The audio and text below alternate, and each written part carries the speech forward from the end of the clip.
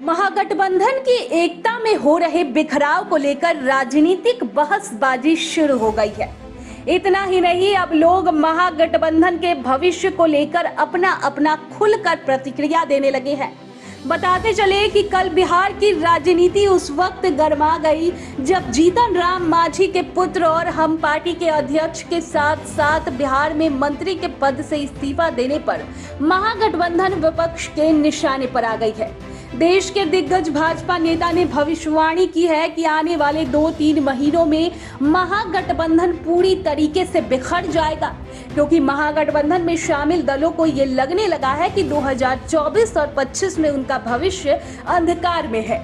इतना ही नहीं, राकेश सिन्हा ने महागठबंधन पर निशाना साधते हुए कहा कि इस महागठबंधन में दर्जनों ऐसे नेता हैं जो मुख्यमंत्री की रेस में हैं, जो मेढक की तरह एक दूसरे की टांग खींच रहे हैं। महागठबंधन में कई गांठें हैं जो सुलझने की जगह उलझ रही है।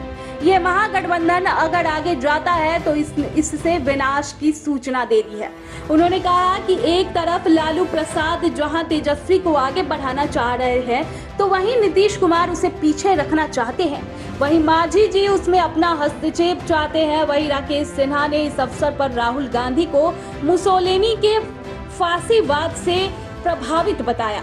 बताते चले कि बेगूसराय में आज भारतीय जनता पार्टी की ओर से वरिष्ठ कार्यकर्ता सह टिफिन पर बैठक कार्यक्रम का आयोजन किया गया। पूर्व जिला अध्यक्ष के आवास पर आयोजित इस बैठक में राज्यसभा सांसद के अलावा बड़ी संख्या में भाजपा के कार्यकर्ता और नेता मौजूद थे। इस मौके पर राकेश सिन्हा ने जहां भाजपा के 9 वर्ष पूरा होने पर उनकी उपलब्धियों से अवगत कराया, वहीं विपक्षियों पर भी जमकर हमला बोला। इस मौके पर एक सवाल के जवाब में राकेश सिन्हा ने कहा कि विपक्ष एक भी नाम बता दे जहां ईडी और सीबीआई गया हो और वहां अरबों से संपत्ति ना मिला हो। राकेश सिन्हा ने बंगाल का जिक्र करते हुए कहा कि हम लक्ष्मी की पूजा करने वाले लोग हैं, लेकिन जो धन काला धन हो वो लक्ष्मी नहीं रह जाती। बंगाल में पैसा जमीन पर बिखरा पड़ता है। यह ईडी का दुरुपयोग है या सदुपयोग है। विपक्ष जितना काला धन और भ्रष्टाचार के खिलाफ तिलमिला रही है, जनता उतना ही जागरूक हो रही है। राकेश सिन्हा ने कहा कि ईडी और सीबीआई एक स्वायत्त संस्थाएं है जो लगातार काले धन के खिलाफ काम कर रही है। सरकार कोई भी हो, काले धन पर नियंत्रण करना इस देश के विकास के लिए आम लोगों के लिए आवश्यक ही नहीं अनिवार्य है। वहीं पत्रकारों के एक सवाल के जवाब में राकेश सिन्हा ने कहा कि राहुल गांधी पर हमला बोलते हुए कहा कि यहाँ तो राहुल गांधी की सदस्यता पर डिबेट हो रहा है। मुझे लगता है कि राहुल गांधी अपने नागरिकता पर डिबेट करा ले। 47 से लेकर अब तक हमने किसी भी राजनीतिक को नहीं देखा है जिन्होंने विदेश की धरती पर लोकतंत्र को शर्मसार किया हो। जिस सदन में आप प्रधानमंत्री को बोलते नहीं देखे, प्रधानमंत्री के 50 मिनट के भाषण पर विपक्ष नारे लगाता रहा। टेलीविजन चैनल पर आकर प्रधानमंत्री के खिलाफ अभद्र बातें करते हैं, तब भी वो लोग कहते हैं कि देश में लोकतंत्र नहीं है। राकेश सिन्हा ने राहुल गांधी पर हमला बोलते हुए आगे कहा कि राहुल गांधी देश में वैसा लोकतंत्र चाहते हैं जिसमें राहुल गांधी के एक नेता ने कहा था कि नरेंद्र मोदी को बोटी बोटी काट दो। क्या वो लोग इस तरह का लोकतंत्र चाहते हैं? राहुल गांधी मुसोलिनी के फांसीवाद से प्रभावित है जो उनके नानी के घर के हैं। राहुल गांधी गोगल्स की तरह प्रोपगंडा करते हैं। राहुल गांधी उस सबको जमीन देते हैं जो भारत से बाहर बैठकर भारत के विकास को, उसकी समृद्धि को और खासकर नरेंद्र मोदी के दुनिया के राजनीति में बढ़ते हुए हस्तक्षेप को पचा नहीं पा रहे हैं। ऐसे लोग भारत को 1947 से पहले 2014 के भारत के मजबूत भारत के रूप में देखना चाहते हैं, जिसे प्रधानमंत्री नरेंद्र मोदी ने मजबूर भारत को मजबूत भारत के रूप में तब्दील कर दिया। वहीं राकेश सिन्हा ने आगे कहा कि नीतीश कुमार पर हमला बोलते हुए कि प्रधानमंत्री बनने की घोषणा करना फिर वापस लौटना, ये दिखाता है कि विपक्ष पूरी तरह से दिवालियापन की स्थिति में से गुजर रहा है। आज विपक्ष के पास दृष्टि ही नहीं, नेतृत्व भी नहीं है। पहले जो इंदिरा गांधी के खिलाफ गठबंधन बना था, उसमें 1 दर्जन ऐसे नेता थे जो प्रधानमंत्री बनने के लायक थे और मोरारी देसाई प्रधानमंत्री बने। आज जो पार्टियां हैं वो जमीन से कटी हुई है, वो सिर्फ सांप्रदायिकता और जातिवाद का बीज बोकर सत्ता में आना चाहती है। कार्यकर्ता मिल बैठकर यहाँ आएगा तो पूछो। ये राजनीति में सामाजिकता का बोध का प्रतीक है कि किस तरह से कार्यकर्ता सामाजिक भाव से एक मिशन के साथ लगे हुए हैं।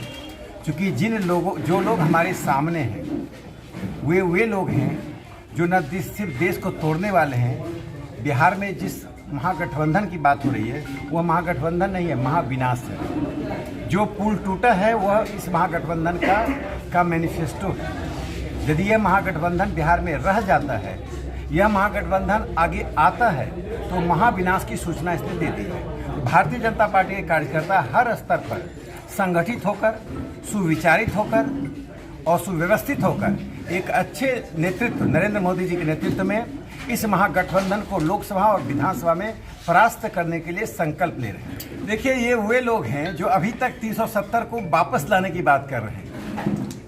जो लोग 370 की वापस लेने की बात कर रहे हैं, ऐसे किसी भी राजनेता को, ऐसे किसी भी राजनीतिक दल को बिहार के गांधी मैदान में मंच देना बिहार की विरासत का, बिहार की गरिमामयी विरासत का सबसे बड़ा अपमान है। बिहार ने पहली बार हिंदुस्तान में एक साम्राज्य की स्थापना की थी चंद्रगुप्त मौर्य के नेतृत्व में, चाणक्य के दिशा निर्देशन में। फारूक अब्दुल्ला का और महुआ मुफ्ती का बिहार के मंच पर साझा करना चंद्रगुप्त और चाणक्य की विरासत पर सबसे बड़ा अब तक का प्रहार माना जाएगा। देखिए, महागठबंधन में कई गांठें हैं और गांठें सुलझने की जगह उलझ रही हैं, और जिस तरह से ये बिखर रहा है, आप देखिएगा अगले 3-4 महीने में ये महागठबंधन बिखर जाएगा। चूँकि सभी लोग महत्वाकांक्षी हैं, भ्रष्टाचार में लिप्त हैं।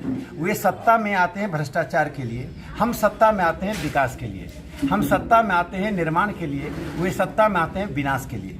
नरेंद्र मोदी जी ने जिस प्रकार से, आप बेगूसराय में ही देखिए, जो रेलवे स्टेशनों का जीर्णोद्धार हुआ है, कोई जाकर साहेबपुर कमाल का वह स्टेशन देख ले जो 2015-16 में था, और वह स्टेशन देख ले जो आज 2023-24 में है। वह स्टेशन देख ले जो सलोना में था, जो आज देख ले। आज जिस तरह IOCL, फर्टिलाइजर, इस सब में यह सब जो बेगूसराय को दिया गया है वो सिर्फ नरेंद्र मोदी जी के नेतृत्व में है। बिहार सरकार के अंतर्गत जो भी कार्य है वह कार्य बाधित है, भ्रष्टाचार में है। बिहार सरकार 2 ही काम कर रही है, शराब का अवैध व्यापार करना और बालू का अवैध व्यापार करना। बालू और शराब के बल पर ये सरकार चल रही है। इन दोनों को बाहर कर दीजिए, सरकार धाराशाही आ जाएगी। इस सरकार को शराब माफिया और बालू माफिया चला रही है। केंद्र की सरकार डरा के काम कर रही है, एजेंसियों को दुरुपयोग भी कर रही है, ये सत्ता का खेल दिखा रहे हैं, इस पर क्या कहना चाहेंगे? एक भी विपक्ष नाम ले ले जहां ईडी और सीबीआई गया, जहां पर अरबों में संपत्ति नहीं मिली, करोड़ों में संपत्ति नहीं मिली, लाखों की तो बात ही नहीं की जा रही है।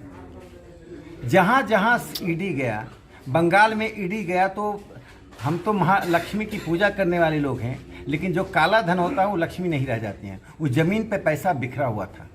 ये ईडी का दुरुपयोग है या सदुपयोग है? जितना ही विपक्ष तिलमिला रहा है, जनता उतना ही जागरूक हो रही है इस काले धन के खिलाफ, काले भ्रष्टाचार के खिलाफ। ईडी और सीबीआई स्वायत्त संस्थाएं हैं, काले धन और भ्रष्टाचार पर वे लगातार काम कर रही हैं, और मुझे लगता है कोई भी सरकार रहे, काले धन पर नियंत्रण करना इस देश के विकास के लिए, आम लोगों के हित में जरूरी, आवश्यक ही नहीं, अनिवार्य है। राहुल गांधी की सदस्यता पर डिबेट हो रहा है। मुझे लगता है राहुल गांधी तो अपनी नागरिकता पर डिबेट करा लें। राहुल गांधी की नागरिकता पर डिबेट होनी चाहिए। 47 से लेकर अब तक हमने एक राजनेता को नहीं देखा है जो विदेश में जाकर भारत के लोकतंत्र को शर्मसार करता है।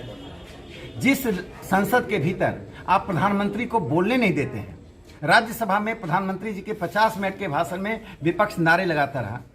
टेलीविजन चैनल पर आकर प्रत्येक दिन नरेंद्र मोदी जी को के प्रति अभद्र बातें करते हैं। देश भर के भाषणों में अभद्र बातें होती हैं, तब भी कहते हैं देश में लोकतंत्र नहीं है। तो राहुल गांधी वह लोकतंत्र चाहते हैं जो उनकी पार्टी के एक सदस्य ने कहा था कि नरेंद्र मोदी को बूटी बूटी काट दो।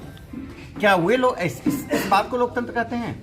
राहुल गांधी मुसोलिनी के फांसीवाद से, जो उनके नानी का घर है, उससे प्रभावित हैं और गोएबल्स की तरह प्रोपेगेंडा करते हैं। राहुल गांधी उन सबको जमीन देते हैं जो बाहर में बैठकर भारत के उस विकास को, भारत की समृद्धि को, विशेष करके नरेंद्र मोदी जी का दुनिया की राजनीति में बढ़ते हुए हस्तक्षेप को पचा नहीं पा रहे। वे लोग भारत को अब भी 47 से पहले और 2014 के पहले एक कमज़ोर भारत के रूप में देखना चाहते हैं। मजबूर भारत को प्रधानमंत्री जी ने मजबूत भारत में तब्दील किया। देखिए, पहले प्रधानमंत्री बनने की घोषणा करना, फिर उससे वापस लौटना, ये दिखाता है कि विपक्ष पूरी तरह से दिवालियापन की स्थिति से गुजर रहा है। आज विपक्ष के पास दृष्टि तो नहीं है, नेतृत्व भी नहीं है। पहले जो इंदिरा गांधी के खिलाफ गठबंधन बना था उसमें 1 दर्जन ऐसे नेता थे जो प्रधानमंत्री बन सकते थे और मोरारजी देसाई प्रधानमंत्री बने। आज जो पार्टियां हैं वो जड़ जमीन से कटी हुई हैं। वह सिर्फ जातिवाद का विश्वमन करके, सांप्रदायिकता का विश्वमन करके सत्ता में आना चाहती है। प्रधानमंत्री नरेंद्र मोदी जी ने विकास का रास्ता दिखाया कि लोकतंत्र में एक ही चीज विमर्श का केंद्र होना चाहिए, विकास। तो ये विकास बनाम विनाश की राजनीति है। देश को विकास और समृद्धि चाहिए या विनाश या गिरावट चाहिए।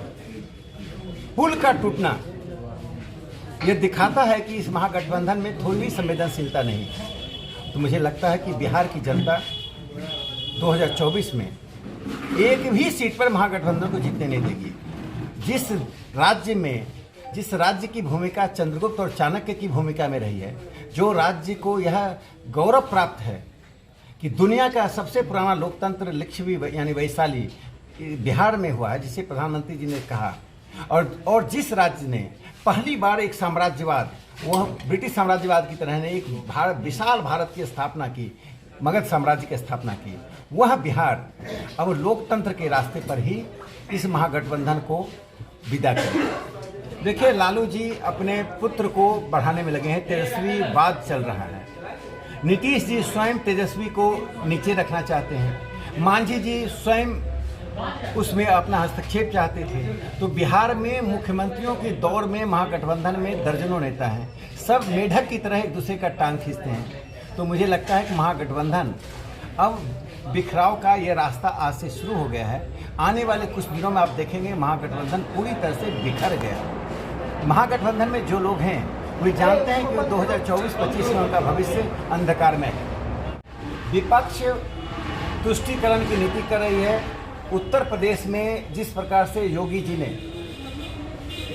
उन ताकतों को, उन प्रवृत्तियों को, उन तत्वों को परास्त किया, जो ताकत, तत्व और प्रवृत्तियां उत्तर प्रदेश में विनाश को आमंत्रित करती थी, उसकी छटपटाहट को देख लें। आज कर्नाटक में सरकार बनते ही जिस प्रकार से पाठ्यक्रम से राष्ट्रवाद को हटाया जा रहा है, राष्ट्रवादियों को हटाया जा रहा है, आज फिर से उन्हीं बातों को लाया जा रहा है जिससे तुष्टीकरण की नीति हो रही है। ये साफ जाहिर है, देश को संदेश है कि ये लोग अपने जीते जी तुष्टीकरण की नीति से, वोट बैंक की राजनीति से बाहर नहीं आ सकते। इनका जन्म ही तुष्टीकरण से हुआ है। ये पले हैं तुष्टीकरण में, तो ये तुष्टीकरण से बाहर देखते हैं तो उनको मोतियाबिंद हो जाता है। विपक्ष को धर्मनिरपेक्षता के मतलब मामले में मोतियाबिंद है। वो एक समुदाय के हित के अतिरिक्त कुछ नहीं देखना चाहती है। जिहादियों का समर्थन करना नीतीश जी ने पहले भी किया था, लालू जी ने पहले भी किया था, खड़गे जी कर ही रहे हैं। तो ये जिहादियों को प्रश्रय देने वाली, जिहादियों को समर्थन देने वाली और जिहादियों को मनोबल बढ़ाने वाली सरकार है। मोदी जी के आने के बाद पाकिस्तान और बाहर से आने वाले आतंकवादियों का रास्ता बंद हो गया। जिस ढंग की राजनीति कर रहे हैं, भारत में फिर से क्या हम चाहते हैं 9/11 हो? क्या हम भारत में चाहते हैं कि मंदिरों में, बाजारों में फिर से बम विस्फोट हो? इसलिए यह तो जनता को निर्णय करना है कि विनाशकारी ताकतों को हम उनके गोल गोल बातों में आए या प्रधानमंत्री नरेंद्र मोदी जी के यथार्थवादी राजनीति के साथ चले। देखिए, मुस्लिम समाज में भी एक आत्मालोचन चल रहा है। उन्होंने अपने अनुभवों से, 9 साल का अनुभव में यह देखा कि केंद्र सरकार ने किसी भी नीति में जो जन कल्याणकारी नीति है, आयुष्मान हो, कि जनधन हो या उज्ज्वला हो या किसानों को दिया जाने वाला सम्मान निधि हो, किसी भी चीज़ में जाति, धर्म, संप्रदाय को देखा नहीं गया। इसीलिए असम में भी मुसलमानों ने वोट दिया। कई राज्यों में मुसलमानों में भारतीय जनता पार्टी के प्रति आकर्षण बढ़ रहा है। दुष्प्रचार के आधार पर मुस्लिम समाज निर्णय नहीं कर रही है, नहीं करना चाहिए। जो लोग दुष्प्रचार के आधार पर निर्णय करते हैं वो देश को तोड़ना चाहते हैं। इसलिए मुस्लिम समाज में जिन लोगों में ये भाव आ रहा है, खास करके पासमानदा समाज जो पीड़ित है, जो खुद बड़ी जातियां जो मुसलमानों की हैं उसके नीचे दबी हुई हैं, जिनका प्रतिनिधित्व तो नहीं मिल पाता है, जिन्हें रोजगार में, जिन्हें अवसरों में, जिन्हें संसाधनों में भागीदारी नहीं मिल पाती, ऐसे पासमानदा समाज का बड़ा वर्ग आज भारतीय जनता पार्टी का समर्थन कर रहे हैं। देखिए, ना एम रहेगा ना वाई रहेगा, दोनों में बाल्टी में जिसको छेद कहते हैं, होल इन दी बकेट। ये सब लोग प्रधानमंत्री मोदी जी का समर्थन कर रहे हैं। जो कुछ कुलीन हैं जिनको जातिवाद की राजनीति से और सांप्रदायिकता की राजनीति से लाभ होता है, ऐसे लोगों को उस जाति संप्रदाय के लोगों ने भी देख लिया है। वे राष्ट्र हित में हैं, वे भी उतने ही राष्ट्रवादी हैं जितने राष्ट्रवादी हम हैं। राष्ट्रवाद के आधार पर और सर्वसमावेशी राजनीति के आधार पर वे निर्णय करेंगे। और वे खुद महसूस कर रहे हैं, तेजस्वी जी और नीतीश जी, कि जिनके समर्थन आधार पर टिके थे वो समर्थन आधार छिटक रहा है।